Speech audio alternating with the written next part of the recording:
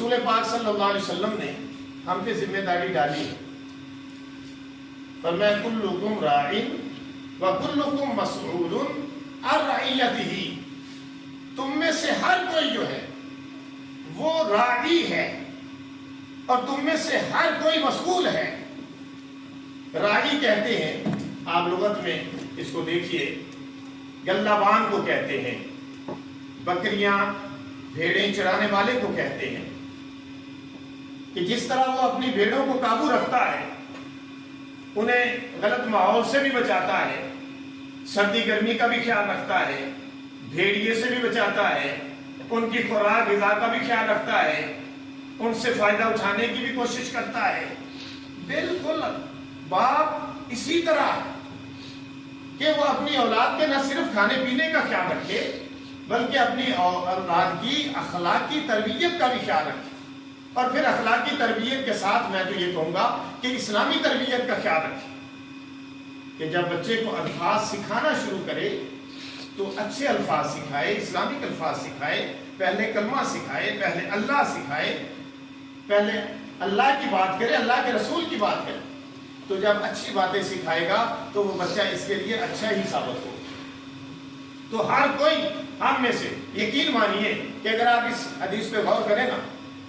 تو ایک گھر کے باپ سے لے کر مربی تک، پیر و مرشد تک، ٹیچر تک، حتیٰ کہ ضلع کے ذمہ دار تک، اداروں کے ذمہ داروں تک، حتیٰ کہ صوبے کے ذمہ داروں تک، ملک کے ذمہ داروں تک یہ بات جاتی ہے کہ ہر کوئی ہم میں سے راعی ہے،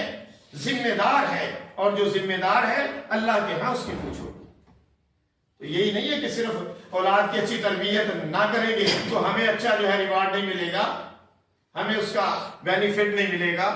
ہمیں ہمارے لیے وہ سود مند فائدے مند نہ ہوگا، ہمارا تابع دار فرما بردار نہ ہوگا۔ نہیں، صرف یہی نہیں ہے،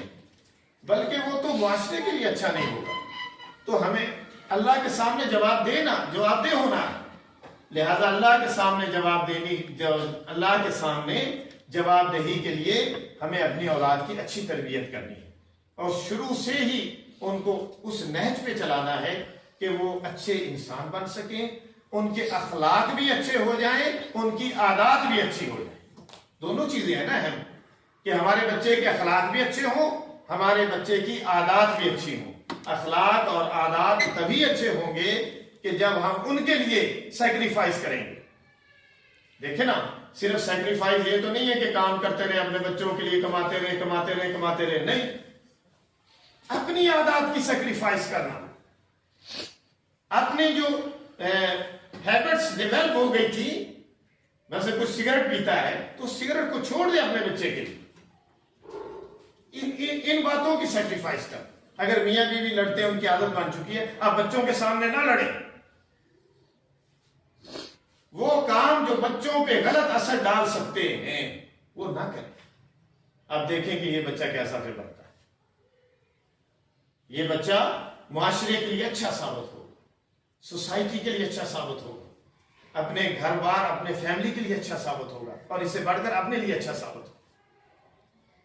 آپ دیکھتے ہیں کہ بعض فیملی ایسی ہیں جو بچوں کی تعلیم و تربیت پہ